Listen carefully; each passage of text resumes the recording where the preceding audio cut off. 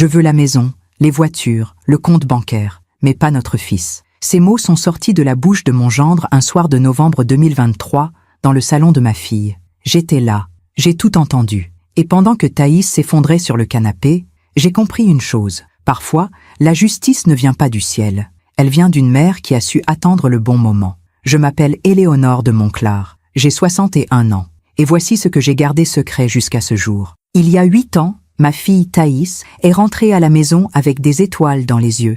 Elle venait de rencontrer quelqu'un. Un homme brillant, disait-elle, élégant, ambitieux. Il s'appelait Amael. La première fois que je l'ai vu, c'était un dimanche après-midi, dans notre maison de Saint-Germain-en-Laye. Il portait un costume gris parfaitement coupé. Il m'a serré la main avec assurance. Il sentait un parfum boisé, discret mais présent. Il a parlé de son projet d'entreprise avec passion.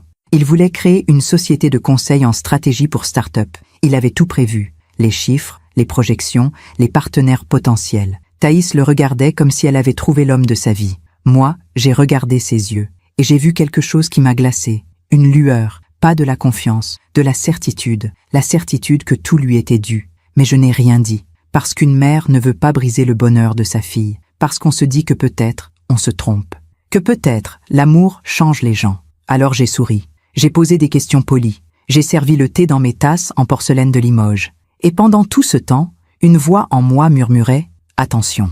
Ils se sont mariés 1 an plus tard, en juin 2017. Une cérémonie élégante dans un château de la vallée de Chevreuse. Thaïs portait une robe de dentelle ivoire. Amael avait ce sourire confiant qu'il avait toujours. Pendant le discours, il a parlé de construction, d'avenir, de réussite partagée. Il n'a jamais parlé d'amour, mais tout le monde a applaudi quand ils ont échangé les alliances. Moi, j'ai applaudi aussi. J'ai embrassé ma fille, j'ai félicité mon gendre. Et le soir, seul dans ma chambre d'hôtel, j'ai regardé par la fenêtre les lumières du parc. J'ai pensé à mon propre mariage, à ces moments où l'on sent quelque chose, mais où l'on choisit de ne pas écouter. Parfois, on fait confiance à ceux qui ne la méritent pas. Et vous, avez-vous déjà été déçu par quelqu'un que vous aimiez? Racontez-moi votre histoire dans les commentaires, j'aimerais vous lire. Les 2 premières années ont été calmes.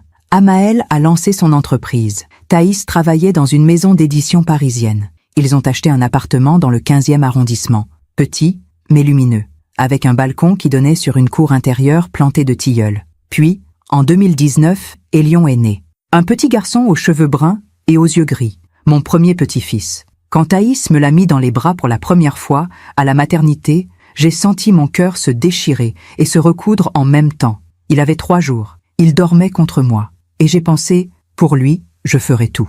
Amael était là aussi, ce jour-là. Il a pris des photos. Il a parlé de l'avenir d'Élion, de l'école qu'il fréquenterait, des langues qu'il apprendrait. Mais quand le bébé s'est mis à pleurer, il a regardé sa montre. Il avait un rendez-vous important, a-t-il dit. Il est parti, en embrassant Thaïs sur le front. Elle a souri, mais ses yeux étaient fatigués. Trop fatigués pour une jeune mère qui venait d'accoucher. C'est à ce moment-là que les choses ont commencé à changer. Pas brutalement.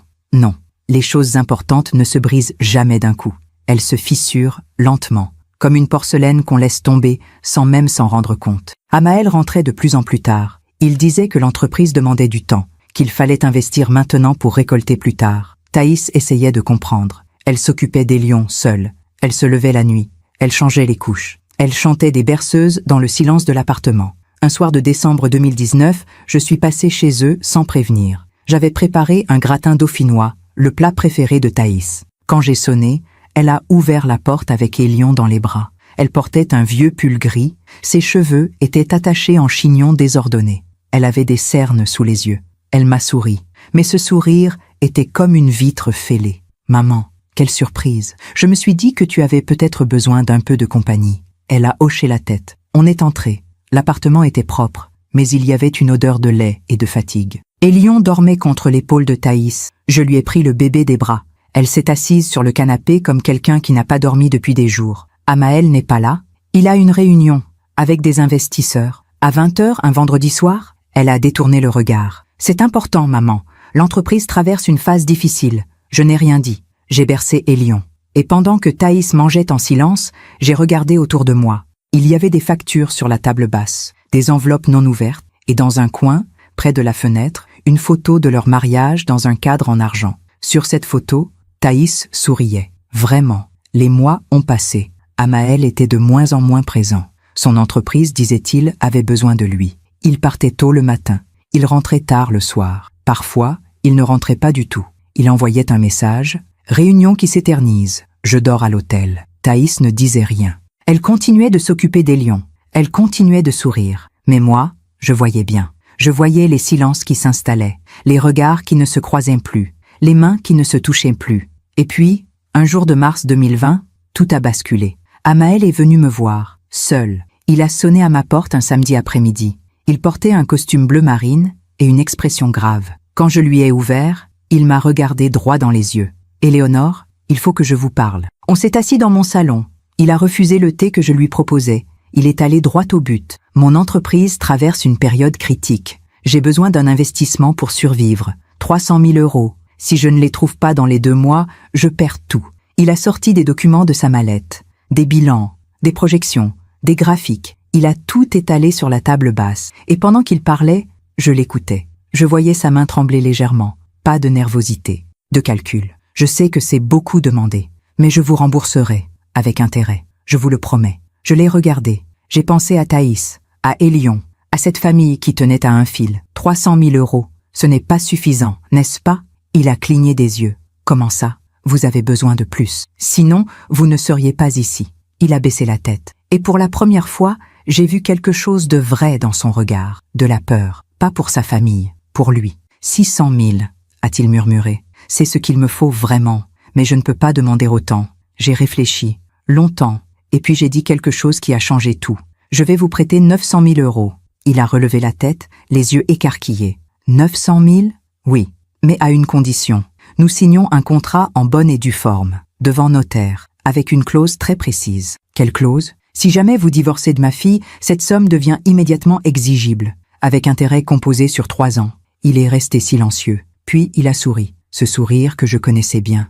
Éléonore, je ne divorcerai jamais de Thaïs. Je l'aime. Alors vous n'avez rien à craindre en signant ce contrat. Il a hésité, mais il avait besoin de cet argent, et il pensait que jamais cette clause ne serait appliquée. 3 semaines plus tard, en avril 2020, nous étions chez le notaire. Amael a signé, moi aussi. Le document était simple, clair, juridiquement solide. Je lui ai fait un virement de 900 000 € le jour même. Quand je suis rentrée chez moi ce soir-là, je me suis assise dans mon fauteuil près de la fenêtre. J'ai regardé le ciel qui devenait violet, et j'ai pensé, j'espère me tromper. J'espère que je viens juste d'aider mon gendre, pas de préparer un filet de sécurité pour ma fille. Mais au fond de moi, je savais déjà. Les 2 années suivantes ont été étranges. L'entreprise d'Amael a survécu. Pendant un temps, il a embauché des employés. Il a décroché quelques contrats, mais rien de durable, rien de solide.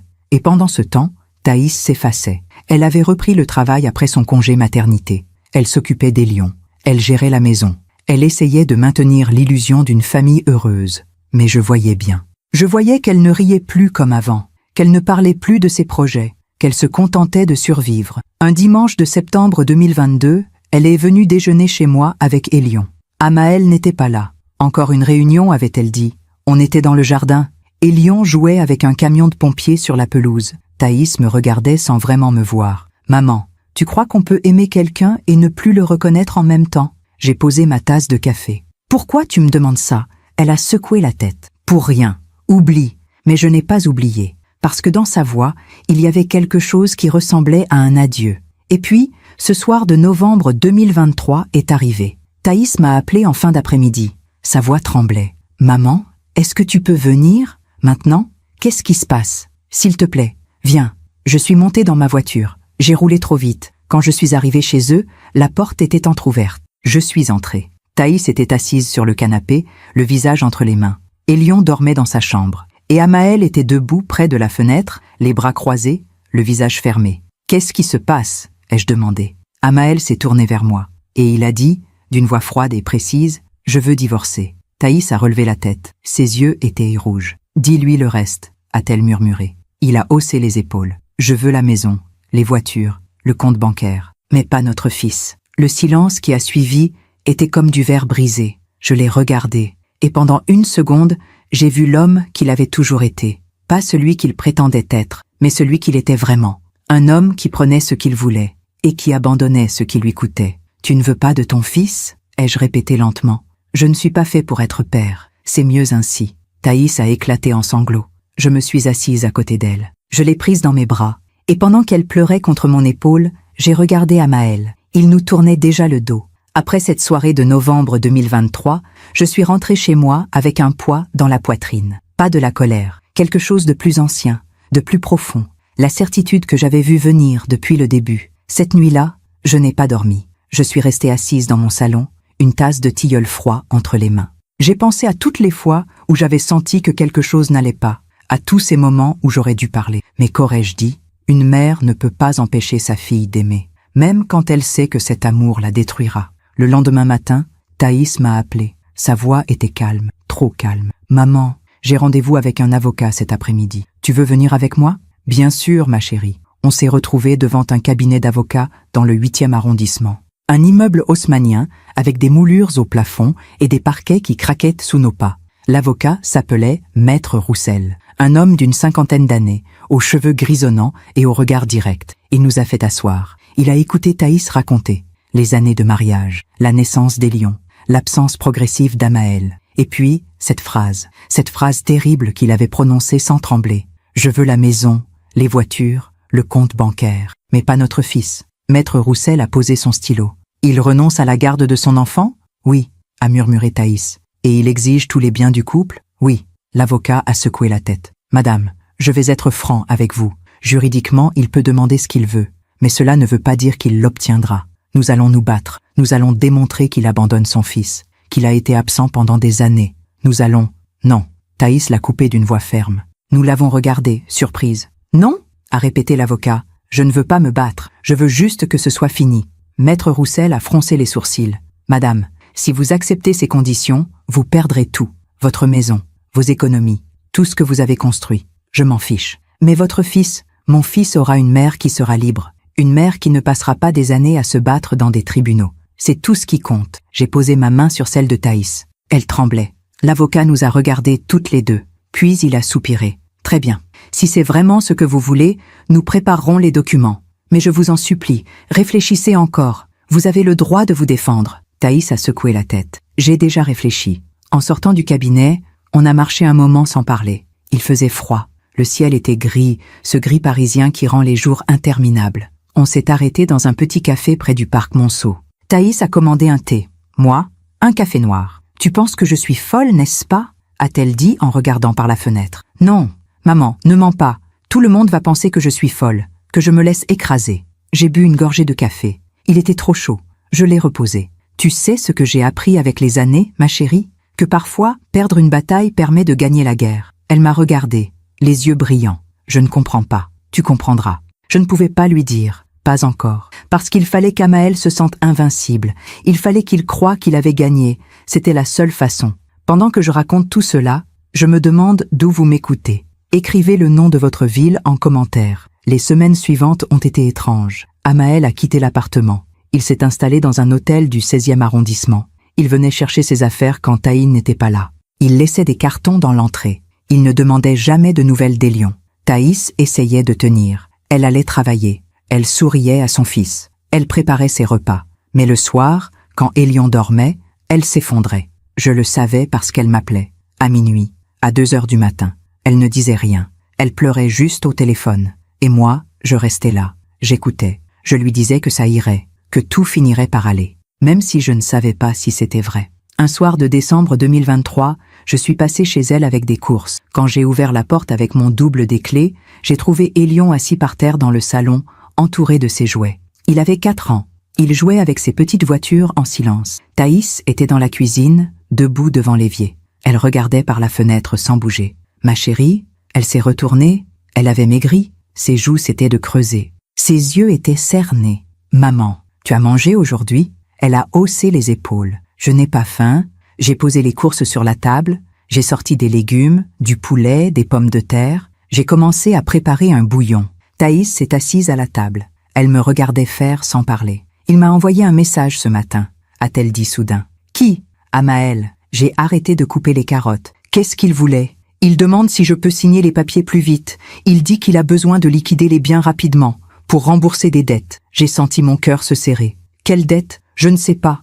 L'entreprise a fait faillite en octobre. Il a tout perdu, bien sûr. Bien sûr qu'il avait tout perdu, parce qu'Amael n'avait jamais su construire, seulement prendre. Et qu'est-ce que tu lui as répondu? Rien. Je ne sais pas quoi dire. Je me suis essuyé les mains sur un torchon. Je me suis assise en face d'elle. Thaïs, écoute-moi. Tu vas signer ses papiers. Tu vas lui donner tout ce qu'il demande. Elle m'a regardée, les yeux écarquillés. Mais maman, fais-moi confiance. Tout le monde va penser que je suis faible, que je me laisse marcher dessus. Laisse-les penser. Tu sais qui tu es. Élion sait qui tu es. C'est tout ce qui compte. Elle a baissé la tête. Ses épaules tremblaient. J'ai peur. Je sais, ma chérie. Mais je suis là. Et je ne te laisserai jamais tomber. Le soir même, après avoir couché Élion, on s'est assises toutes les deux sur le canapé. J'ai sorti de mon sac une vieille boîte en métal. Une boîte que je gardais depuis des années. À l'intérieur, il y avait des photos, des lettres et un document. « Qu'est-ce que c'est ?» a demandé Thaïs. « Des souvenirs. » J'ai ouvert la boîte. J'ai sorti une photo jaunie. On y voyait une jeune femme en robe blanche, debout devant une église. C'était moi. J'avais 28 ans. Je souriais. À côté de moi, un homme en costume sombre, le père de Thaïs. « Papa !» a murmuré Thaïs. « Oui. » Elle a pris la photo entre ses mains. Elle l'a regardée longtemps. « Tu ne parles jamais de lui, parce que ça fait mal. Il est parti quand j'avais 6 ans. Je ne me souviens presque pas de lui. J'ai pris une longue inspiration. Ton père était quelqu'un de bien, mais il n'était pas fait pour la vie de famille. Il rêvait d'ailleurs, d'aventure, d'une vie qu'il ne pouvait pas avoir avec nous. Un jour, il est parti. Il m'a laissé une lettre. Il disait qu'il m'aimait, qu'il t'aimait, mais qu'il ne pouvait pas rester. Et tu l'as laissé partir. Oui, pourquoi? J'ai regardé ma fille, cette femme magnifique qui ressemblait tellement à la jeune fille que j'avais été, perdue, blessée, mais debout, parce qu'on ne peut pas retenir quelqu'un qui veut partir. On ne fait que se détruire en essayant. Elle a posé la photo. Elle s'est essuyé les yeux. Tu ne m'as jamais raconté ça, parce que je voulais que tu crois en l'amour, que tu ne portes pas mes blessures, mais j'ai épousé quelqu'un comme lui. Non, Thaïs, ton père était faible. Amael est cruel. Ce n'est pas la même chose. Elle est restée silencieuse. Puis, elle a regardé dans la boîte. Elle a vu le document. Une enveloppe scellée. Qu'est-ce que c'est? Quelque chose qui te servira bientôt. Maman, tu me caches quelque chose. J'ai refermé la boîte. Pas pour longtemps. Les fêtes de fin d'année 2023 sont arrivées. Noël, le Nouvel An. Des moments qui auraient dû être joyeux, mais qui ont été silencieux. J'ai invité Thaïs et Élion chez moi pour le réveillon de Noël. On a décoré le sapin ensemble. Élion a accroché des boules dorées sur les branches basses. Il riait, il chantait des comptines. Il ne comprenait pas encore ce qui se passait. Et c'était une bénédiction. Thaïs, elle, essayait de sourire. Mais je voyais bien. Je voyais qu'elle pensait à l'année qui venait de passer, à l'homme qu'elle avait aimé, à la famille qu'elle avait cru bâtir. Le soir du réveillon, après le dîner, quand Élion s'est endormi sur le canapé, Thaïs et moi, on s'est assises près de la cheminée. Le feu craquait doucement. Dehors, il neigeait. De gros flocons lents qui recouvraient le jardin. « Tu sais ce qui me fait le plus mal ?» a dit Thaïs. « Quoi ? Ce n'est pas qu'il veuille partir. C'est qu'il ne veuille pas d'Élion. Comment on peut ne pas vouloir de son propre enfant ?» J'ai regardé les flammes. Parce que certaines personnes ne savent aimer qu'elles-mêmes.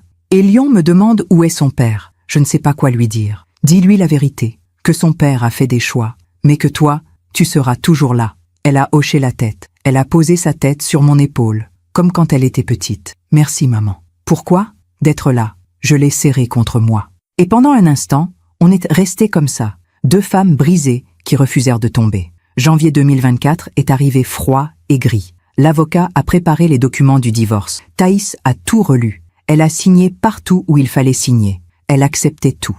La maison, les voitures, le compte bancaire. Elle ne demandait rien, sauf la garde complète d'Élion. Maître Roussel l'a supplié une dernière fois. « Madame, vous êtes sûre? Vous pouvez encore changer d'avis. »« Je suis sûre. » Il a soupiré. Il a tamponné les documents. Il les a mis dans une enveloppe Kraft. L'audience est fixée au 15 février, devant le juge aux affaires familiales. Votre mari sera représenté par Maître Blanchard. Il ne viendra pas lui-même? Apparemment non.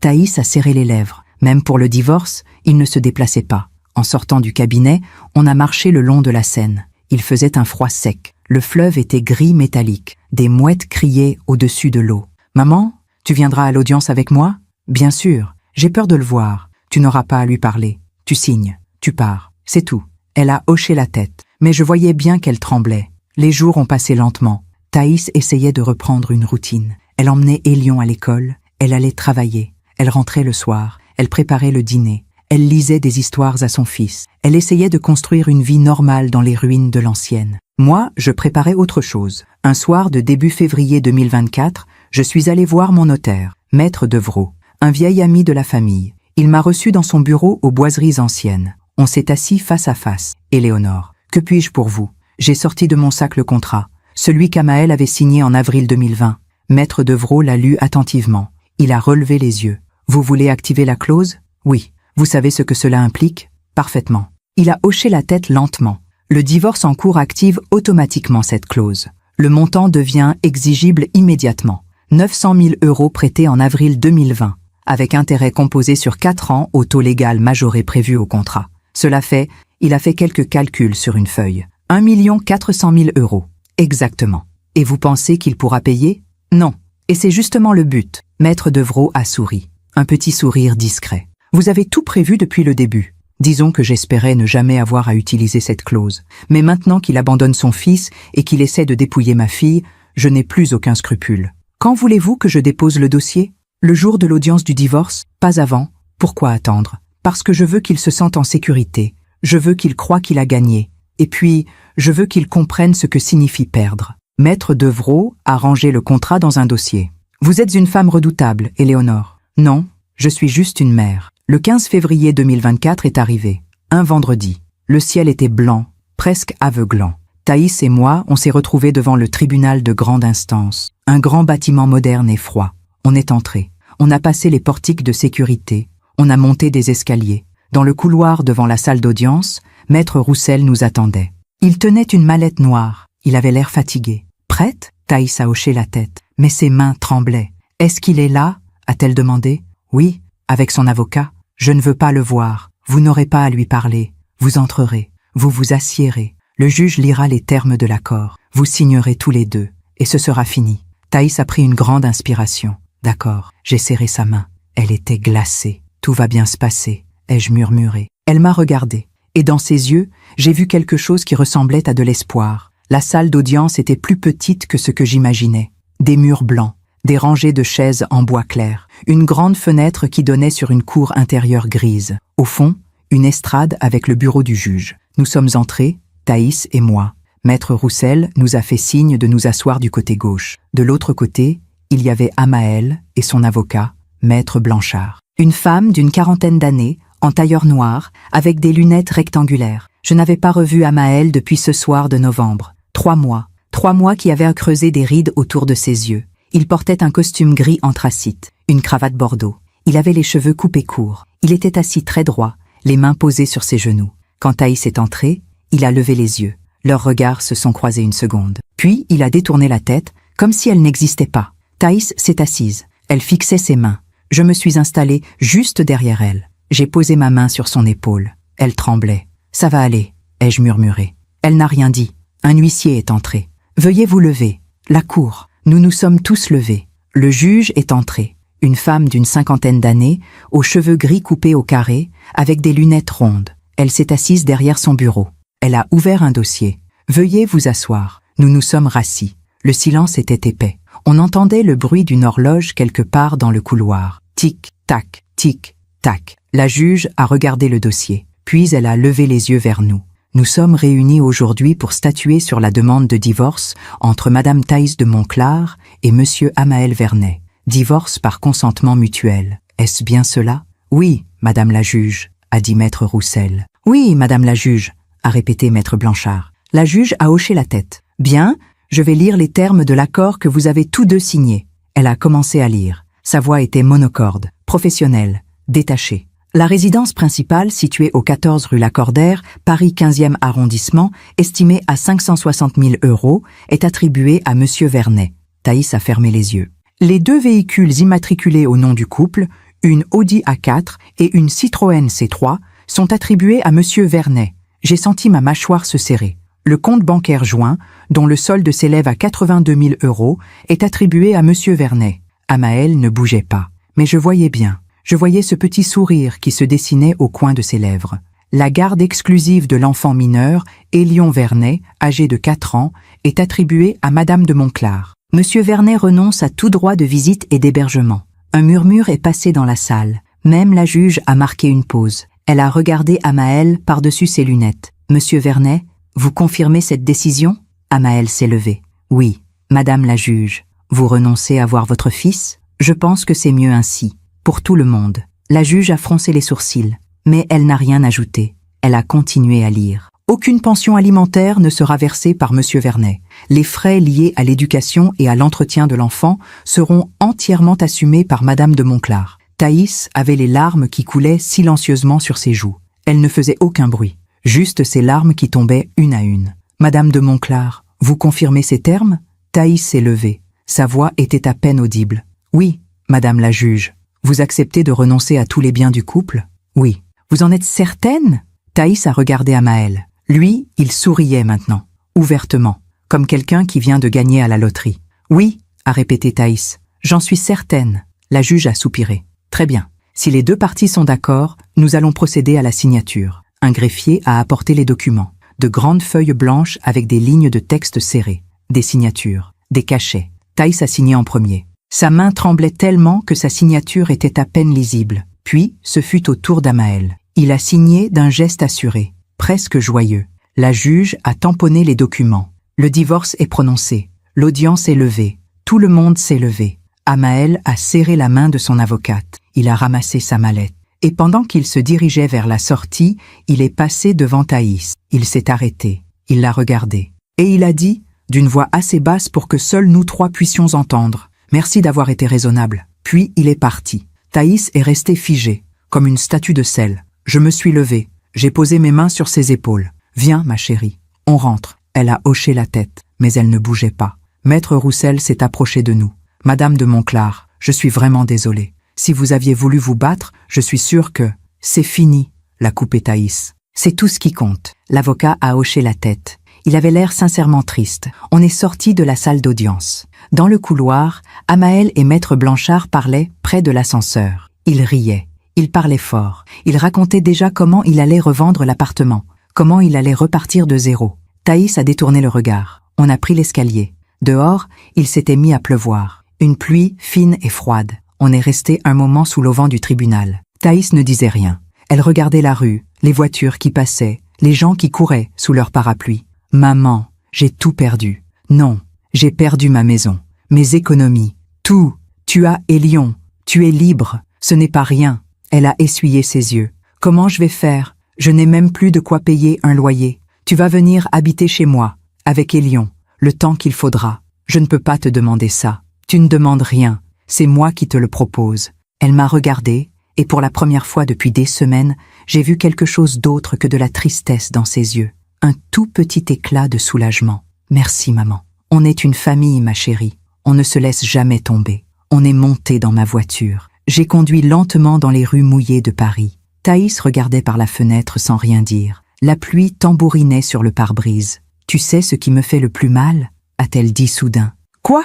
C'est qu'il ait gagné, qu'il reparte avec tout, qu'il n'ait aucune conséquence. » J'ai souri, un petit sourire que j'ai gardé pour moi. « Qui te dit qu'il n'y aura pas de conséquences ?» Elle m'a regardée, surprise. « Qu'est-ce que tu veux dire ? Tu verras. Maman, tu me caches quelque chose depuis le début. Qu'est-ce que c'est ? » J'ai arrêté la voiture à un feu rouge. Je me suis tournée vers elle. « Fais-moi confiance encore quelques jours. D'accord ?» Elle a froncé les sourcils, mais elle a hoché la tête. « D'accord. » Le feu est passé au vert. On a continué notre route. Ce soir-là, Thaïs et moi, on est allés chercher Élion à l'école. Il nous a couru dans les bras, son petit cartable rebondissant sur son dos. Il riait. Il racontait sa journée avec cette énergie que seuls les enfants possèdent. « Mamie, mamie, aujourd'hui on a fait de la peinture. J'ai fait un dragon. »« Un dragon ? C'est merveilleux, mon chéri. »« Il crache du feu. Regarde !» Il a sorti de son cartable une feuille de papier maculée de peinture rouge et orange. Un dragon maladroit avec des ailes immenses et une langue de feu. « Il est magnifique », ai-je dit en le serrant contre moi. Thaïs le regardait, et dans ses yeux, j'ai vu toute la raison de ce qu'elle avait fait. Tout ce qu'elle avait accepté de perdre, pour que ce petit garçon continue de peindre des dragons, pour qu'il continue de rire. On est rentré chez moi. J'avais préparé la chambre d'amis pour Thaïs et Élion. Un grand lit avec une couette blanche, une petite table de nuit, des rideaux en lin. Et pour Élion, un coin avec ses jouets, une étagère avec des livres, un tapis moelleux. Quand il a vu la chambre, Élion a sauté partout. « Maman, on va habiter chez mamie ? » « Oui, mon cœur. pour un petit moment. Trop bien. Mamie, tu as des livres d'histoire? Plein. On ira les choisir ensemble après le dîner. Il a couru vers la bibliothèque du salon. Thaïs s'est assise sur le lit. Elle a passé sa main sur la couette. Merci, maman. Ne me remercie pas. Je ne sais pas comment je vais me reconstruire. Un jour à la fois. C'est comme ça qu'on avance. Elle a hoché la tête, mais je voyais bien qu'elle ne me croyait pas vraiment. Le week-end du 17 et 18 février 2024 a été calme. On a essayé d'établir une routine. Thaïs dormait tard. Elle se réveillait avec des cernes sous les yeux. Elle prenait son café en silence. Puis elle allait dans sa chambre et restait là pendant des heures. Moi, je m'occupais des lions. On faisait des puzzles. On lisait des histoires. On allait se promener dans le parc. Il me posait des questions. Mamie, pourquoi papa n'est plus là? Parce que papa a décidé de partir, mon chéri. Il reviendra? Je ne sais pas. C'est parce que je n'ai pas été sage? Mon cœur s'est brisé. Non, mon amour, ce n'est pas à cause de toi. Jamais. Tu es le garçon le plus merveilleux du monde. Il a réfléchi un moment. Alors pourquoi il est parti? Parce que parfois, les grandes personnes font des choses qu'on ne comprend pas. Mais tu sais ce qui est sûr. Ta maman t'aime. Et moi, je t'aime. Et on sera toujours là. Il a hoché la tête. Puis il est retourné jouer avec ses petites voitures. Mais moi, je suis restée assise là, sur le canapé. Et j'ai pensé à Amael, à cet homme qui avait abandonné ce petit garçon parfait. Et j'ai senti quelque chose de froid et de dur se former dans ma poitrine. Non, il n'allait pas s'en sortir comme ça. Le lundi 19 février 2024, très tôt le matin, je suis allée voir Maître Devereux. Il m'attendait dans son bureau. Sur la table, il y avait le dossier, le contrat, les documents signés. Vous êtes sûre, Éléonore? Absolument. Une fois que je dépose ce dossier au tribunal, il n'y a plus de retour en arrière. Je sais. Il a hoché la tête. Il a pris le dossier. Il l'a glissé dans une enveloppe. Le tribunal recevra ceci cet après-midi. La convocation sera envoyée à Monsieur Vernet dans les 48 heures. Parfait. Vous savez ce qui va se passer, n'est-ce pas? Oui, il va perdre tout ce qu'il vient de gagner. C'est exactement ce que je veux. Maître Devereux m'a regardé longuement. Puis il a souri. Vous savez, en 30 ans de métier, je n'ai jamais vu quelqu'un préparer une revanche aussi parfaite. Ce n'est pas une revanche. C'est de la justice. Quelle est la différence? La revanche, c'est pour soi. La justice, c'est pour protéger ceux qu'on aime.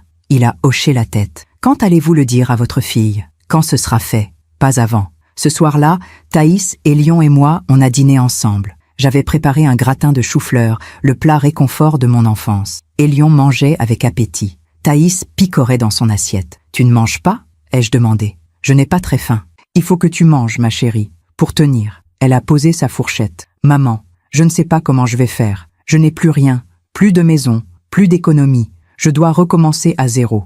Tu as un toit, tu as un travail, tu as ton fils. Ce n'est pas suffisant. Si, c'est largement suffisant. » Elle a secoué la tête. « Tu ne comprends pas. Amael a tout gagné. Il a l'appartement. Il va le revendre. Il va en poche 500 000 euros. Il va repartir de zéro avec une fortune. » Pendant que moi, elle n'a pas fini sa phrase. Elle s'est levée. Elle est partie dans sa chambre. Elion m'a regardé, inquiet. « Maman est triste? Oui, mon chéri. Mais elle va aller mieux. Je te le promets. » Le mercredi 21 février 2024, en fin d'après-midi, j'ai reçu un appel de Maître Devereux. C'est fait. La convocation a été envoyée. Il l'a reçue ce matin. Il a réagi. Son avocat m'a appelé. Elle était, disons, surprise. Bien. Elle veut négocier. Il n'y a rien à négocier. Le contrat est clair. C'est ce que je lui ai dit. Quand est fixée l'audience? Le 12 mars. Dans 3 semaines. Parfait. J'ai raccroché. Mon cœur battait vite, mais c'était un battement calme, déterminé. Ce soir-là, après avoir couché Elion, je suis allée dans le salon. J'ai ouvert la vieille boîte en métal, j'ai regardé les photos, les lettres et le contrat, ce morceau de papier qui allait tout changer. Je me suis demandé encore si j'ai fait le bon choix. Et vous? Qu'auriez-vous fait à ma place? Les jours suivants ont été étranges. Thaïs essayait de retrouver un semblant de vie normale. Elle allait travailler. Elle s'occupait d'Elion. Elle souriait quand il fallait sourire. Mais je voyais bien. Je voyais qu'elle était vidée de l'intérieur. Un soir, fin février 2024, alors qu'elle lisait une histoire à Elion, son téléphone a sonné. Elle a regardé l'écran. Son visage s'est figé. « C'est lui », a-t-elle murmuré. « Amael ?»« Oui. » Réponds. Elle a décroché. Elle a mis le haut-parleur. « Allô ?» La voix d'Amael était tendue, presque tremblante. « Thaïs, il faut qu'on parle. On n'a plus rien à se dire. »« Si, c'est important. C'est à propos de ta mère. » Thaïs m'a regardée, surprise. « Qu'est-ce que ma mère a à voir là-dedans? Elle m'a piégée. Pardon? Le prêt qu'elle m'a fait il y a 4 ans. Elle active la clause. Elle me réclame 1 400 000 €. Le silence qui a suivi était comme du verre qui se brise au ralenti. Thaïs s'est tournée vers moi. Ses yeux étaient immenses. « Maman, c'est vrai ?» J'ai hoché la tête lentement. « Oui. » Amaël continuait de parler au téléphone, la voix de plus en plus aiguë. « Tu dois lui parler. Tu dois lui dire d'annuler ça. Je ne peux pas payer. Je n'ai pas cet argent. Si elle fait ça, je perds tout. » Thaïs a regardé le téléphone. Puis elle a regardé moi. Et dans ses yeux, j'ai vu quelque chose changer. Une lueur. Pas de colère, de compréhension. Elle a repris le téléphone. « Amaël ? Oui, ma mère a raison de faire ce qu'elle fait. Quoi ? Mais tu m'as pris ma maison, mes économies, mon couple. Tu as abandonné ton fils. Tu pensais vraiment qu'il n'y aurait aucune conséquence ? Thaïs, écoute. Non. Toi, écoute. Tu vas payer cette dette, jusqu'au dernier centime, et tu vas comprendre ce que ça fait de tout perdre. » Elle a raccroché. Le silence est retombé dans la pièce. Élion s'était endormi sur ses genoux, serrant son livre d'histoire. Thaïs me regardait. Des larmes coulèrent sur ses joues. Mais cette fois, ce n'était pas de la tristesse. C'était autre chose. Quelque chose de plus puissant. « Maman, tu as fait ça pour moi, pour toi, pour Élion, pour toutes les femmes qui se sont laissées écraser en silence. » Elle s'est levée. Elle a posé Élion délicatement sur le canapé, et elle est venue me serrer dans ses bras, fort, longtemps. « Merci », a-t-elle murmuré contre mon épaule. « Tu n'as pas à me remercier. Je suis ta mère. C'est mon rôle de te protéger. » On est resté comme ça un long moment. Deux femmes debout dans les décombres, mais debout. Les jours qui ont suivi l'appel d'Amaël ont été étranges, pas paisibles, mais différents, comme si quelque chose s'était déplacé dans l'air. Thaïs ne pleurait plus. Elle ne restait plus enfermée dans sa chambre pendant des heures. Elle se levait le matin avec quelque chose dans le regard que je n'avais pas vu depuis longtemps, de la détermination. Le jeudi 22 février 2024, au petit déjeuner, elle m'a demandé « Maman, explique-moi tout. » Depuis le début, Élion était dans le salon, occupé à construire une tour avec ses blocs de bois. On s'est assise à la table de la cuisine, avec nos tasses de café fumantes. Dehors, le ciel était gris perle. Il faisait encore froid. J'ai pris une longue inspiration. « Tu te souviens du printemps 2020 ? Quand Amaël est venu me voir pour me demander de l'argent ?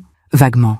Il m'avait dit que son entreprise traversait une mauvaise passe, qu'il avait besoin d'un prêt familial. Il avait besoin de 600 000 €. Je lui en ai prêté 900 000. Thaïs a écarquillé les yeux. 900 000 ? Oui, mais j'ai posé une condition. Un contrat en bonne et due forme, rédigé par mon notaire. Avec une clause très précise, en cas de divorce, la somme deviendrait immédiatement exigible. Avec intérêt composé calculé sur 4 ans. Pourquoi tu n'as jamais rien dit ? Parce que j'espérais me tromper sur lui. J'espérais qu'il te rendrait heureuse, que cette clause ne servirait jamais. Elle a bu une gorgée de café. Ses mains ne tremblaient plus, mais tu savais déjà. Je pressentais, depuis le premier jour où je l'ai rencontré. Il avait ce regard de quelqu'un qui prend, mais qui ne donne jamais. Et tu as préparé un filet de sécurité ? Exactement. Combien il te doit maintenant ? 1 400 000 €. Thaïs a laissé échapper un petit rire. Pas un rire joyeux, un rire incrédule. Il n'a pas cet argent. Je sais. Alors qu'est-ce qui va se passer ? Le tribunal va ordonner la saisie de tous ses biens. L'appartement qu'il vient de récupérer, les voitures, le compte bancaire, tout. Thaïs est restée silencieuse un long moment. Elle regardait par la fenêtre les branches nues des arbres qui se balançaient dans le vent. Il va tout perdre. Oui, exactement ce qu'il m'a fait. Exactement. Elle s'est tournée vers moi. Dans ses yeux, il y avait quelque chose de nouveau. Pas de la vengeance. Quelque chose de plus profond. De la justice. Maman, tu es incroyable. Non, je suis juste une mère qui refuse de voir sa fille détruite par un homme qui ne la mérite pas. Elle a tendu la main par-dessus la table. J'ai pris sa main dans la mienne. Merci, a-t-elle murmuré. Tu n'as pas à me remercier. Si, pour tout, pour m'avoir accueilli, pour avoir cru en moi quand je ne croyais plus en rien, pour avoir préparé ce piège parfait. Ce n'est pas un piège, ma chérie. C'est juste un contrat qu'il a signé en toute connaissance de cause. Elle a souri. Un vrai sourire. Le premier depuis des mois. Ce même jeudi, en fin d'après-midi, le téléphone de Thaïs a sonné encore. C'était Maître Blanchard, l'avocate d'Amaël. « Madame de Monclar, nous devons discuter. Je n'ai rien à vous dire. Votre mère est en train de ruiner mon client. Votre client a ruiné ma vie. Appelez ça de l'équilibre. Écoutez, il est prêt à négocier. Il peut vous rendre une partie des biens, peut-être l'appartement ou les voitures, si votre mère accepte de réduire la dette. » Thaïs a regardé vers moi. J'ai secoué la tête. « Il n'y a rien à négocier, » a dit Thaïs d'une voix calme. « Le contrat est clair. Il doit 1 400 000 €. Il paiera. Madame, soyez raisonnable. J'ai été raisonnable pendant 5 ans. J'ai accepté son absence, ses mensonges, son abandon. Maintenant, c'est lui qui va apprendre ce que signifie perdre. Elle a raccroché. Je l'ai regardée, surprise. Ma fille, cette femme douce qui avait toujours évité les conflits. Cette femme qui s'était effacée pendant des années. Elle était là, debout, le dos droit, les yeux clairs. « Tu es fière de moi ?» a-t-elle demandé. Immensément. Pendant que je raconte tout cela, je me demande d'où vous m'écoutez. Écrivez le nom de votre ville en commentaire. Les jours ont passé. Mars est arrivé avec ses matins encore froids et ses après-midi où le soleil commençait à réchauffer timidement les rues. Thaïs reprenait des forces. Elle s'occupait des lions. Elle rentrait du travail moins épuisée. Elle souriait même parfois. Un samedi matin, début mars 2024, on est allés toutes les deux au marché. Elion était resté à la maison avec une baby-sitter. On a marché entre les étals de fruits et légumes. On a acheté des fraises, même si elles n'étaient, n'est-ce pas, encore de saison. On a pris un café dans un petit bistrot. « Maman, je me sens bizarre », a dit Thaïs en tournant sa cuillère dans sa tasse. « Bizarre comment ?» Légère, comme si un poids énorme venait de se retirer de ma poitrine. « C'est normal, tu es libre maintenant. Mais je n'ai rien, pas d'appartement, pas d'économie. Je vis chez toi. Tu as un travail, tu as Elion, tu as la santé, et tu as une mère qui t'aime. Ce n'est pas suffisant pour recommencer une vie. Si, c'est exactement ce qu'il faut. » Elle a bu une gorgée de café, puis elle a souri. « Tu sais ce qui me rend la plus heureuse ? Quoi ? C'est de savoir qu'Amaël est en train de paniquer, qu'il ne dort plus, qu'il comprend enfin qu'il y a des conséquences à ses actes. Tu n'es pas en train de devenir amère, au moins ? Non, je ne veux pas de mal. Je veux juste de la justice. C'est exactement ce que tu vas avoir. » Le mardi 5 mars 2024, Maître Devereux m'a appelé. Éléonore, l'avocate de M. Vernet, demande une médiation. Pourquoi faire ? Pour trouver un arrangement. Elle dit que son client n'a pas les moyens de payer la dette. Et alors ? Elle propose qu'il vous rende l'appartement et qu'on efface la dette. J'ai réfléchi. L'appartement valait 560 000 €. La dette était d'1 400 000. Il y avait une différence de 840 000 €. Non, Éléonore, c'est une offre raisonnable. Non, il doit tout, jusqu'au dernier centime. Vous savez qu'il va probablement déclarer faillite personnelle ? C'est son problème. S'il déclare faillite, vous ne toucherez rien. Maître Devereux, je ne fais pas ça pour l'argent. Il y a eu un silence au bout du fil. Alors pourquoi ? Pour qu'il comprenne, pour qu'il sache ce que c'est de tout perdre, pour que toutes les femmes qui ont été abandonnées par des hommes comme lui sachent qu'il y a une justice. Vous êtes sûr ? Absolument. Très bien, je transmettrai votre refus. Le jeudi 7 mars 2024, 5 jours avant l'audience, Amaël a fait quelque chose que je n'avais pas prévu. Il est venu chez moi. J'étais dans le jardin avec Elion. On plantait des bulbes de tulipes. Elion adorait creuser la terre avec sa petite pelle rouge. Ses mains étaient couvertes de boue. Il riait. Et puis, j'ai entendu la sonnette. Je me suis relevée. J'ai essuyé mes mains sur mon tablier. J'ai ouvert le portail. Amaël était là. Il avait maigri. Des cernes sombres sous les yeux. Sa chemise était froissée. Il n'avait plus ce port assuré, cette élégance qu'il arborait toujours. Il avait l'air de quelqu'un qui n'a pas dormi depuis des jours. Éléonore, Amaël, il faut qu'on parle. Non, s'il vous plaît, 5 minutes. J'ai regardé vers le jardin. Elion creusait toujours la terre, concentré sur ses bulbes. Il ne nous avait pas vus. 5 minutes, pas une de plus. On est resté près du portail. Je n'allais pas le laisser entrer dans ma maison. « Vous ne pouvez pas faire ça », a-t-il dit d'une voix basse. « Faire quoi ? Me réclamer cet argent. Je ne l'ai pas. Tu l'as signé un contrat. J'étais désespérée. Mon entreprise coulait. Je n'avais pas le choix. Tu avais le choix. Tu pouvais ne pas divorcer. » Il a serré les poings. « Vous saviez. Depuis le début, vous saviez que je divorcerais. Non. J'espérais que tu ferais honneur à ta famille, que tu aimerais ta femme, que tu chérirais ton fils. Je me trompais. Éléonore, s'il vous plaît, si vous faites ça, je perds tout. Exactement ce que ma fille a perdu. Ce n'est pas pareil. Pourquoi ? Parce que tu es un homme ? Parce que tu penses que tu as le droit de tout prendre et de partir sans regarder derrière ? Il a baissé la tête. Je peux vous rendre l'appartement, les voitures, tout. Ce n'est pas assez. Qu'est-ce que vous voulez alors ? Que tu apprennes. Il m'a regardé. Dans ses yeux, il y avait quelque chose qui ressemblait à de la peur. Apprendre quoi ? Qu'on ne détruit pas des vies sans conséquence, que tu ne peux pas abandonner ton fils comme un vieux manteau qu'on jette, que ma fille méritait mieux, et que toutes les femmes méritent mieux. Je ne voulais pas... Tu ne voulais pas quoi ? Être père ? Alors il ne fallait pas faire un enfant. Tu ne voulais pas de responsabilité ? Alors il ne fallait pas te marier. Tu veux ta liberté ? Très bien. Mais tu vas payer pour elle. Il est resté silencieux. Puis il a dit, d'une voix presque enfantine, « Qu'est-ce que je dois faire ? payer ta dette, vendre tes biens, recommencer de zéro, comme ma fille va le faire. Et après, tu vivras avec tes choix, comme nous tous. Il a hoché la tête lentement. Il s'est retourné. Il a commencé à partir. Puis, il s'est arrêté. Éléonore? Oui? Est-ce que Thaïs va bien? J'ai senti quelque chose se briser dans ma poitrine. Pas de pitié, de la colère, une colère froide et dure. Tu n'as pas le droit de poser cette question. Tu as renoncé à elle, tu as renoncé à ton fils. Tu n'as plus le droit de t'inquiéter. Il a baissé la tête. Il est parti, sans rien ajouter. Je suis retournée dans le jardin. Élion me regardait, sa petite pelle à la main. C'était qui, mamie? Personne, mon chéri. Juste quelqu'un qui s'est trompé de maison.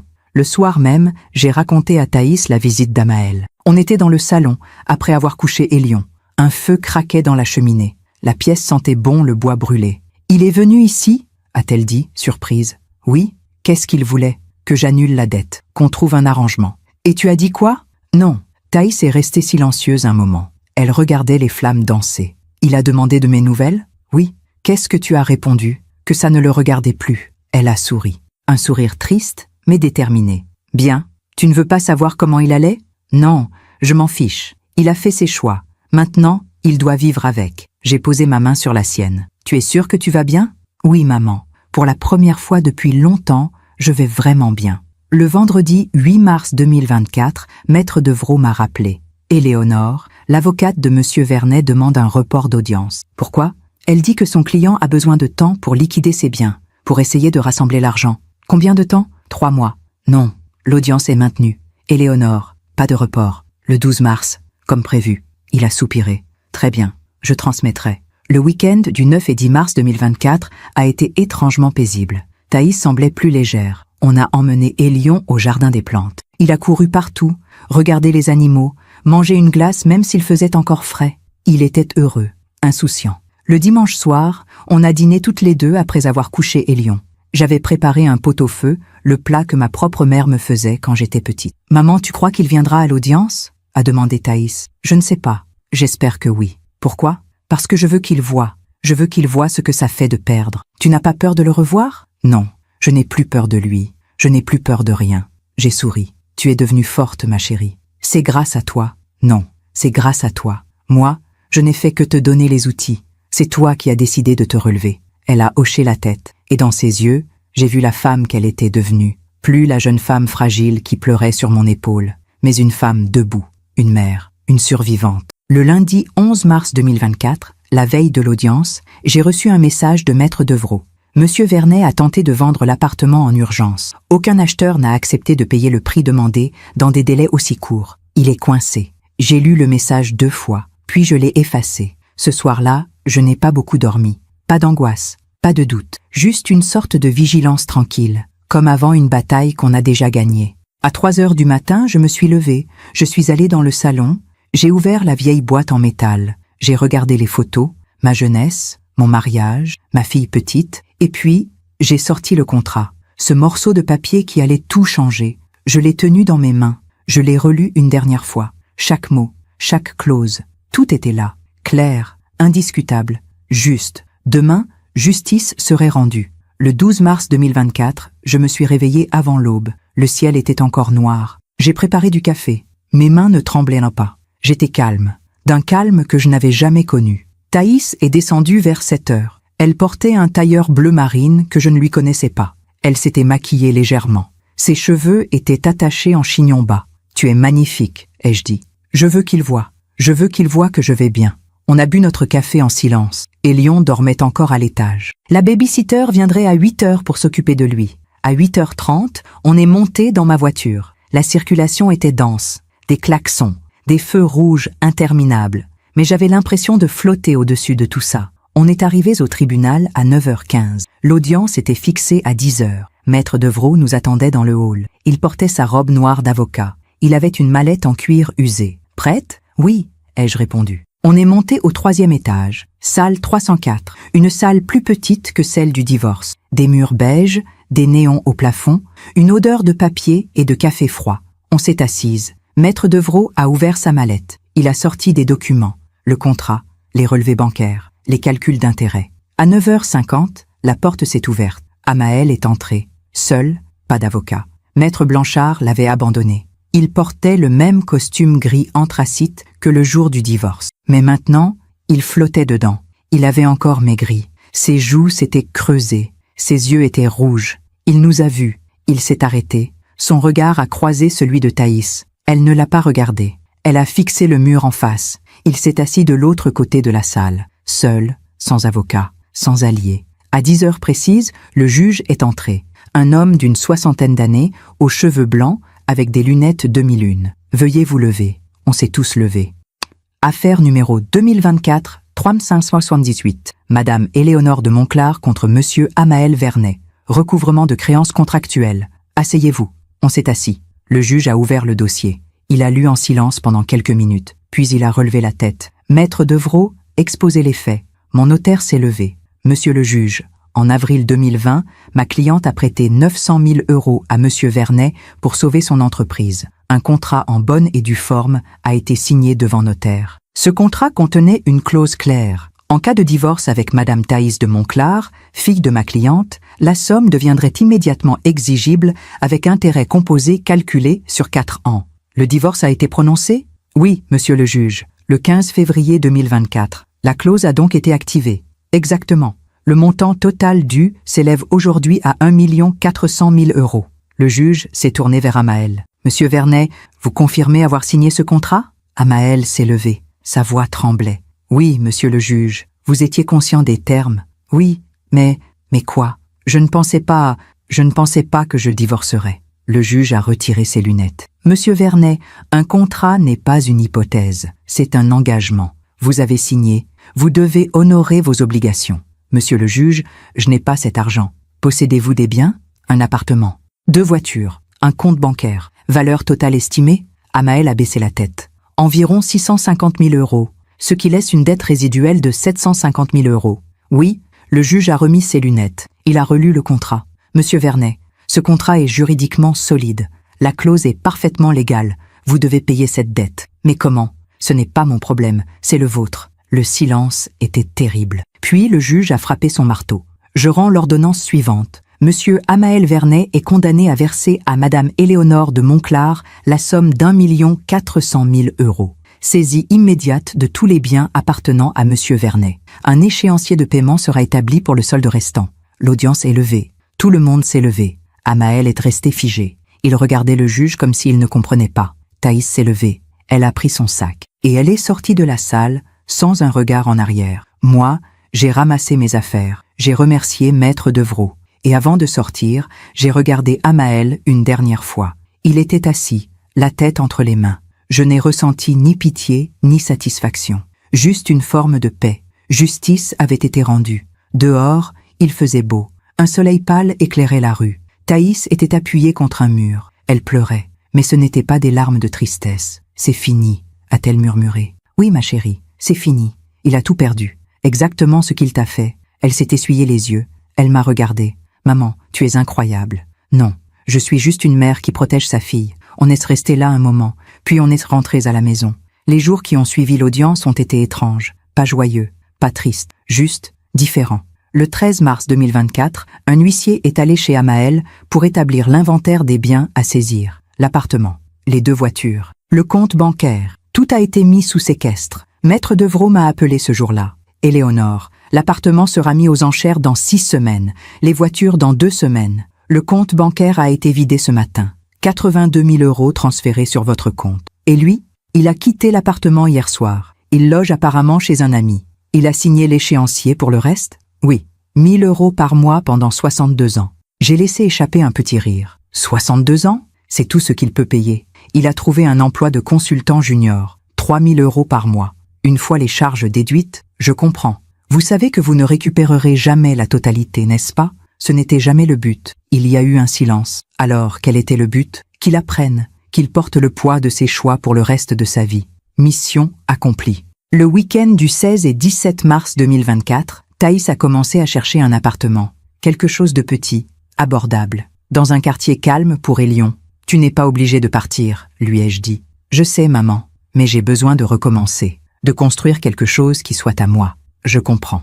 Elle a trouvé un 2 pièces dans le 19e arrondissement. 45 mètres carrés. Un balcon minuscule, une vue sur une cour plantée d'un marronnier. Le loyer était raisonnable. Elle pouvait se le permettre. « C'est parfait », a-t-elle dit en visitant l'appartement. « Tu es sûr? C'est petit. C'est à moi. C'est tout ce qui compte. » Elle a signé le bail le 20 mars 2024. Elle emménagerait début avril. Le 22 mars 2024, Thaïs a reçu un message. D'Amaël. Elle me l'a montré. On était dans la cuisine, en train de préparer le dîner. Élion jouait dans le salon. Le message disait simplement « Je suis désolée. Pour tout. » Thaïs a regardé l'écran longuement. Puis elle a supprimé le message sans répondre. « Tu ne veux pas lui parler ?» ai-je demandé. « Non, il n'y a rien à dire. » Il s'excuse. Des excuses ne changent rien. Elles ne rendent pas les années perdues. Elles ne réparent pas ce qu'il a fait à Élion. Tu lui en veux encore? Elle a réfléchi. Non, je ne lui en veux plus. Mais je ne lui dois rien non plus. Ni pardon, ni conversation, ni compassion. Tu es en paix avec tout ça? Oui, maman. Enfin. Le 28 mars 2024, l'appartement a été vendu aux enchères. 540 000 €, moins que sa valeur réelle, mais assez pour réduire la dette. Maître Devreau m'a envoyé le détail par email. Total récupéré à ce jour. 622 000 €. Appartement plus voiture, plus compte bancaire. Reste dû, 778 000 €. J'ai fermé l'ordinateur. Je suis allé dans le jardin. Le printemps commençait à éclore. Les tulipes qu'on avait plantées avec Élion poussaient, de petites pousses vertes tendres. Je me suis assise sur le banc. J'ai pensé à tout ce chemin parcouru, depuis ce soir de novembre 2023, où Amaël avait prononcé ces mots terribles. Je veux la maison, les voitures, le compte bancaire, mais pas notre fils. Aujourd'hui, il n'avait plus rien. Et nous, on se reconstruisait. Le 2 avril 2024, jour du déménagement de Thaïs, toute la famille était là. Ma sœur, mes neveux, quelques amis. On a transporté des cartons, monté des meubles, accroché des rideaux. Élion courait partout, excité par sa nouvelle chambre. Elle était minuscule, mais Thaïs l'avait peinte en bleu ciel. Elle avait installé des étagères pour ses livres, un petit bureau blanc, un tapis doux en forme de nuage. « C'est ma chambre à moi ?» demandait Élion, émerveillé. « Oui, mon cœur, ta chambre à toi. Elle est trop belle. » Le soir, quand tout le monde est parti, Thaïs, Élion et moi, on s'est assises sur le balcon. On a mangé une pizza. On a regardé le soleil descendre derrière les toits de Paris. « Maman, tu viendras souvent ?» a demandé Thaïs. « Tous les jours, si tu veux. »« Non, pas tous les jours. J'ai besoin d'apprendre à me débrouiller seule. »« Tu es sûre ? » ?»« Oui, mais viens quand même souvent. » J'ai souri. « Promis. » Le 10 avril 2024, j'ai reçu une lettre, une enveloppe blanche, sans adresse d'expéditeur. À l'intérieur, une feuille de papier, une écriture que je reconnaissais, celle d'Amaël. « Madame de Monclar, je ne vous demande pas de pardon. Je ne le mérite pas. Je voulais juste que vous sachiez une chose. Vous aviez raison. Surtout, depuis le début, j'ai détruit ma famille par égoïsme. J'ai abandonné mon fils par lâcheté. J'ai pris tout ce que je pouvais prendre sans jamais rien donner. Aujourd'hui, je n'ai plus rien. Et je comprends enfin ce que j'ai fait, ce que j'ai perdu. Je ne demande rien, ni pitié, ni pardon. Je voulais juste que vous sachiez que vous m'avez appris quelque chose que personne d'autre n'aurait pu m'apprendre, que chaque action a des conséquences, que la justice existe, même quand on ne la voit pas venir. Dites à Thaïs qu'elle méritait mieux. Dites à Élion que son père était un imbécile qui n'a pas su voir la chance qu'il avait. Respectueusement, Amaël. J'ai relu la lettre 2 fois, puis je l'ai pliée. Je l'ai rangée dans la vieille boîte en métal, avec les photos, les souvenirs, le contrat. Je ne l'ai pas montré à Thaïs, elle n'en avait pas besoin. Elle avançait maintenant, et c'était tout ce qui comptait. Mai 2024 est arrivé avec ses jours plus longs et sa lumière dorée. Thaïs s'installait dans sa nouvelle vie. Son appartement était petit mais chaleureux. Elle avait accroché des photos au mur, des dessins des lions, des plantes sur le rebord de la fenêtre. Un dimanche matin, le 5 mai 2024, elle m'a invité à déjeuner. J'ai apporté des fleurs et un gâteau au citron. Élion m'a ouvert la porte en courant. « Mamie, mamie, regarde ce que j'ai fait à l'école. » Il m'a montré un dessin. 3 personnages. Une grande femme aux cheveux noirs, une plus petite avec des cheveux bruns, un petit garçon qui souriait. « C'est nous, » a-t-il dit fièrement. « Toi, maman et moi. C'est magnifique, mon chéri. » Thaïs était dans la cuisine. Elle préparait une salade de tomates et de mozzarella. Elle avait les cheveux détachés. Elle portait une robe légère. Elle souriait. « Tu as l'air bien, » ai-je dit. « Je vais bien, maman. Vraiment bien. » On a déjeuné sur le balcon. Le soleil réchauffait nos visages. On entendait les oiseaux dans le marronnier de la cour. « Tu sais ce qui m'a le plus aidé ?» a dit Thaïs soudain. « Quoi ? C'est de comprendre que je n'ai rien perdu d'essentiel. »« Comment ça ? L'appartement, l'argent, tout ça, ce n'était que des choses. Mais Élion, ma liberté, ma dignité, ça, je ne l'ai jamais perdu. Au contraire, j'ai posé ma main sur la sienne. Tu as grandi, ma chérie. C'est grâce à toi. Non, c'est grâce à toi. Moi, je n'ai fait que te montrer le chemin. Le 15 mai 2024, j'ai croisé Amael par hasard. J'étais au supermarché, près de chez moi. Il était dans le rayon des produits d'entretien. Il portait un jean délavé et un pull gris. Il avait encore maigri. Il poussait un caddie presque vide. Nos regards se sont croisés. Il s'est figé, puis il a baissé les yeux. Il a continué son chemin sans un mot. Je l'ai regardé partir. Cet homme qui avait tout voulu, qui pensait qu'il pouvait prendre sans jamais rendre. Maintenant, il achetait ses produits au rabais dans un supermarché de banlieue. Je n'ai ressenti ni joie ni tristesse, juste la confirmation que la vie finit toujours par rendre ce qu'on lui donne. Le 22 mai 2024, Thaïs a eu une promotion au travail, chef de projet, une augmentation de salaire, un bureau avec fenêtre. Elle m'a appelé le soir même, excitée comme une enfant. « Maman, ils m'ont promu. C'est merveilleux, ma chérie. Je n'y croyais pas. Après tout ce qui s'est passé, je pensais que je ne pourrais plus avancer professionnellement. Pourquoi ? Parce que j'étais tellement cassée, tellement perdue. Tu n'étais pas cassée, tu étais blessée. Ce n'est pas la même chose. Ce qui est blessé peut guérir. » Elle est restée silencieuse un moment. « Merci, maman, pour tout. Arrête de me remercier. C'est mon rôle. » Non. Beaucoup de mères n'auraient pas fait ce que tu as fait. Alors, c'est qu'elles ne connaissent pas leurs forces. Juin 2024 a apporté les premières vraies chaleurs de l'été. Elion a eu 5 ans le 8 juin. On a organisé une petite fête dans le jardin chez moi. Ses camarades de classe, des ballons, un gâteau au chocolat en forme de dinosaure. Elion courait partout, riant aux éclats. À un moment, il s'est arrêté devant moi. « Mamie, pourquoi papa n'est pas là ?» Mon cœur s'est serré. « Parce que papa habite loin maintenant, mon chéri.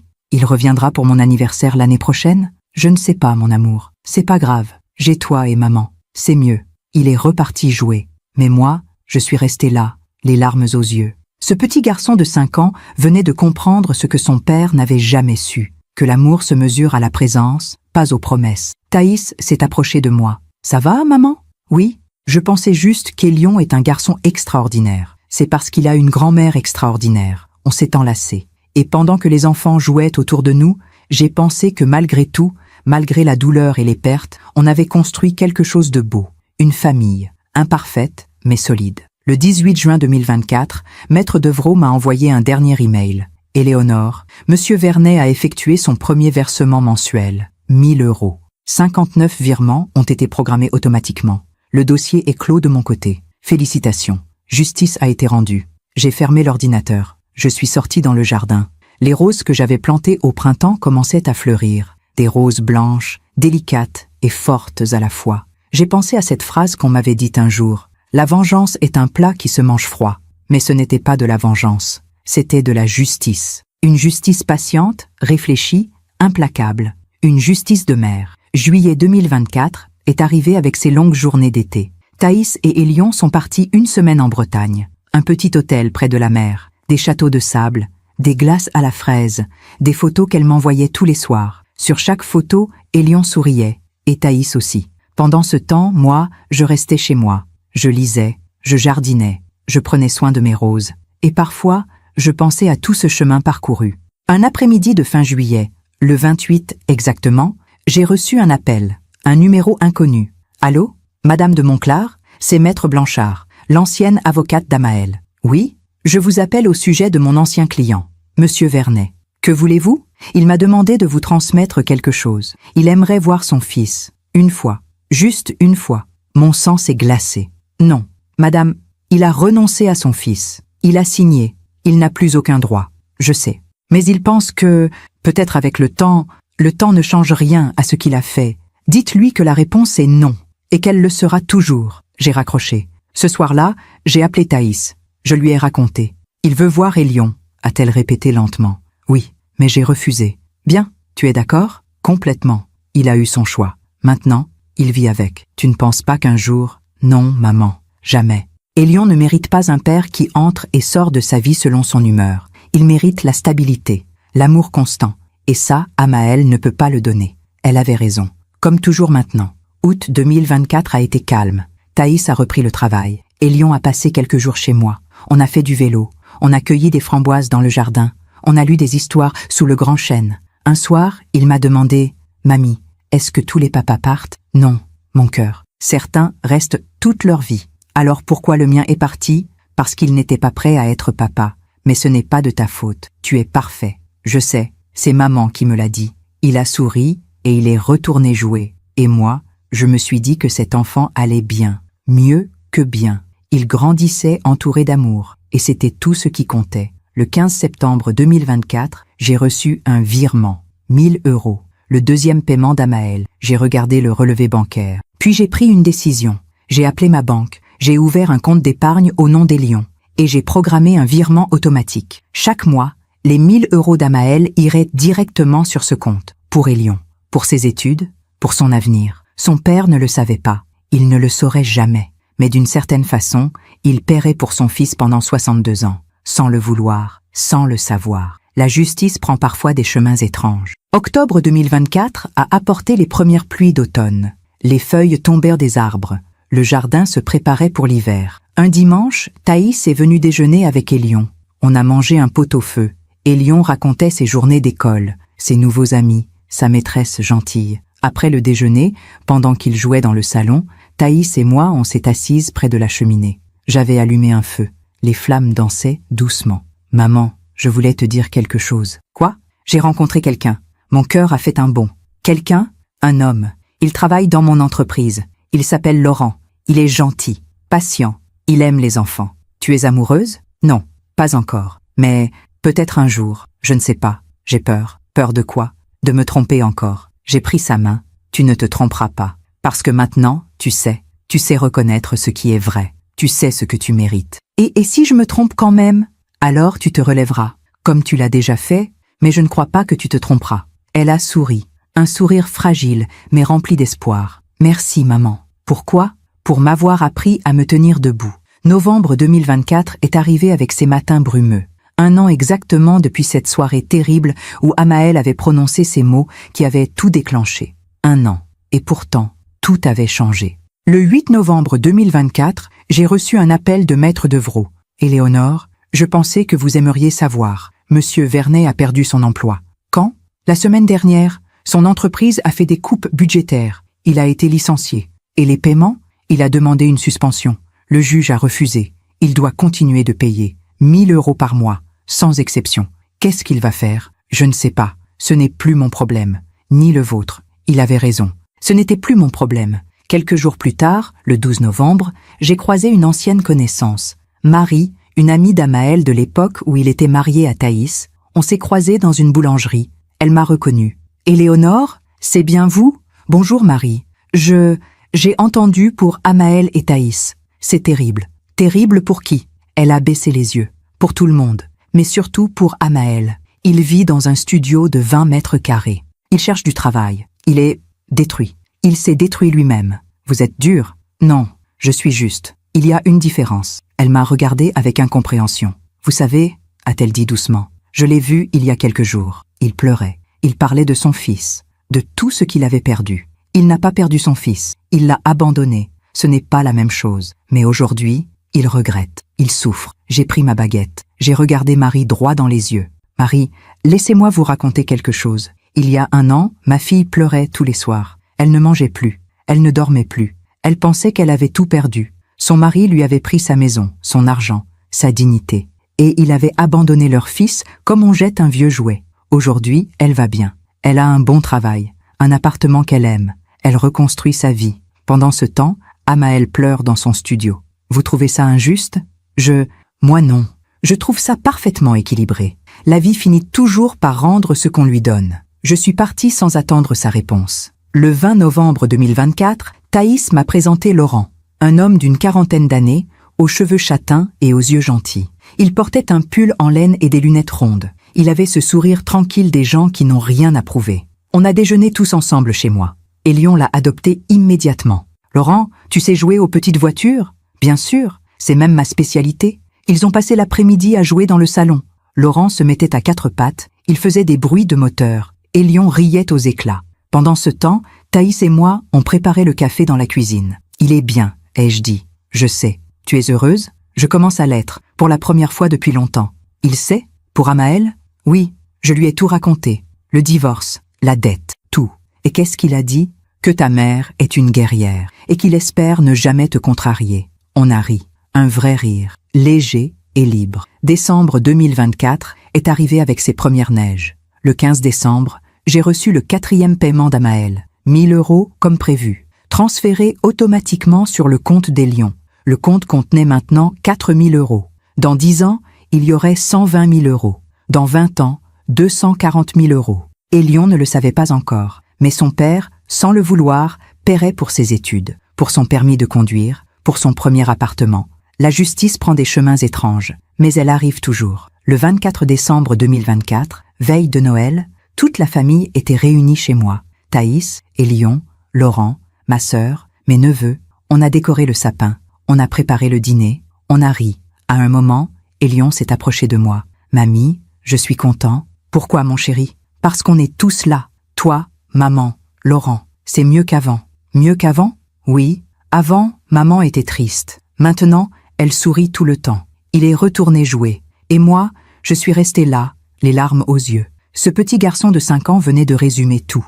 L'histoire, la douleur, la renaissance. Maintenant, elle sourit tout le temps. Le soir, après le réveillon, quand tout le monde était parti, Thaïs est restée avec moi. On s'est assise près de la cheminée. Les bûches craquaient doucement. « Maman, tu te souviens de ce soir? Il y a 1 an? Comment pourrais-je oublier? J'étais détruite. Je pensais que ma vie était finie. Et aujourd'hui, je sais que ma vie commençait. Je l'ai serrée contre moi. Tu es fière de toi? Oui. Pour la première fois de ma vie? Oui. On est resté comme ça longtemps. Mère et fille, survivantes, victorieuses. Dehors, il neigeait. De gros flocons blancs qui recouvraient le jardin, qui effaçaient les traces du passé. Et je me suis dit que parfois, la justice n'est pas seulement une question de loi. C'est une question d'équilibre, de patience, de temps. Amaël avait voulu tout prendre. Aujourd'hui, il n'avait plus rien. Thaïs avait tout perdu. Aujourd'hui, elle avait tout reconstruit. La vie finit toujours par rendre ce qu'on lui donne. Toujours. Nous sommes aujourd'hui, fin décembre 2025. 2 ans ont passé depuis cette soirée de novembre 2023 où tout a basculé. 2 ans. Et je peux enfin raconter cette histoire avec sérénité. Thaïs et Laurent se sont installés ensemble en juin 2025. Un appartement plus grand dans le 19e. 3 pièces, un vrai balcon, une chambre pour Elion avec une vue sur un parc. Elion a 6 ans maintenant. Il entre en CP. Il adore lire. Il dessine des dragons et des châteaux. Il appelle Laurent Lolo. Il ne demande plus jamais où est son père. Parfois, je me dis que c'est triste, qu'un enfant devrait connaître son père. Mais ensuite, je regarde Elion. Je le vois rire, courir, grandir, entouré d'amour. Et je comprends qu'il n'a rien perdu. Au contraire, Amaël paie toujours 1000 € par mois. 24 000 € ont été versés sur le compte des Lions. Un petit trésor qui grandit silencieusement. Je ne sais pas où il habite, comment il vit. Je ne veux pas savoir. Parfois, j'entends des rumeurs, qu'il travaille comme livreur, qu'il partage un appartement avec 2 colocataires, qu'il a vieilli de 10 ans en 2 ans. Je ne ressens ni joie ni tristesse, juste la certitude que la justice a été rendue. Il y a quelques semaines, début décembre 2025, Thaïs m'a annoncé quelque chose. On était dans mon jardin.